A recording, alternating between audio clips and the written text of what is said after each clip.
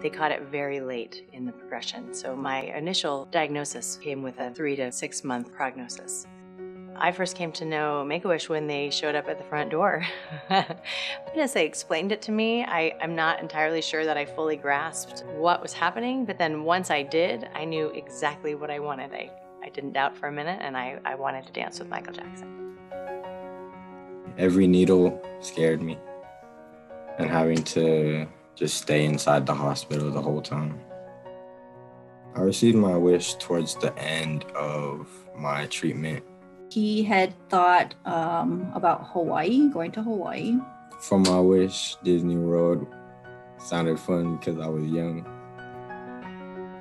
He had his first surgery at 2 weeks old, his second surgery at 6 months old, and then his third at 5 years old. You know, what we first started figuring out was like, do we want to do it now or do we want to do it later, depending on how old he would be and how much control he would have. And so I think there was fear too, because he thinks very out of the box and obscure, that he would ask for something that could not be done. Which he did. He kind of did. My first name is Price, and I wish to fight robots on a volcano. The Make-A-Wish people really went above and beyond to find solutions to how they could make something like that happen for him. And when we found out it was going to be basically his wish, his self-directed wish, just in a virtual type reality, we were so excited that he got to kind of direct it and really make it his own. I wished to dance with him, and I had wished to do that in Southern California where he lived. He was on tour at the time, and my doctors suggested that we revise slightly and see what we could do about maybe going to a concert. My mom and I flew out to Chicago and we went to the concert, and they had actually told me that I would not be able to dance with him because it was a concert, but I wasn't disappointed at all, and he was amazing. He was very focused on my well-being and very curious about why I had wished to meet him. And then they ushered us out to our seats, and midway through the concert, they sent a note down the aisle, and he invited me up on stage.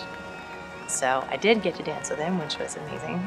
We had a send-off party in the airport, hula dancers performing once we got through the gate. The pilot came and talked to Kona beforehand. I forgot what the ride was called, but we went down in the water, and that was one of my favorite rides. On my wish day, I got in a car which took me to the baseball stadium where the Mariner Moose got me the shield. And then went to the Hammer Man who gave me the sword to fight off the robots. And then I went to the market to get a little snack, like some carrots and apples. And then I went to the Space Needle and I fight the robots on the virtual reality. When I put that headset on, it felt really real. I fight the robots with my sword, then the boss I blew up with dynamite. When we came back down from the Space Needle, he was so happy. You know, he doesn't say he loves me very much, but he gave me a big hug and said that he loved me. I love you so much that I'm crying. That may be the nicest thing you've ever said to me in my life. I was still facing quite a challenge. I was not at the end of that journey. And you know, when you're a child, there's your perception of the world is somewhat limitless, right? And when you are faced with an illness, you know, you're in survival mode. And there was something fundamental about being given permission to think that way again. It was super exciting, and it was nice to like have my mind off of it, getting to think about doing something exciting and outside. The other kids, they feel sometimes that, you know, you got the one that's in the hospital, and you try to make time for all of them. So having all of us together is great. I grew my hair out. I got hair now. And school, I'm trying to finish school. It's my senior year. I didn't know much about Make-A-Wish. And So going through the experience of Make-A-Wish made me become a wish granter. The wishes are so important because they give kids something to be in control of. Power. So many times they feel out of control and powerless over what has happened to them. And he'll be able to reference that day and those memories in tough times that are to come. When you're going through an illness, especially as an older child, being so aware of your mortality, being so aware of what it is to live and the impact that it's not only having on you, but on your family and your friends. You think about that, and you think a lot about also being strong for yourself and being strong for them. And there's something so incredible about the Make-A-Wish Foundation coming to these kids. It came to me and said, for a minute, put all of that away and just be a kid.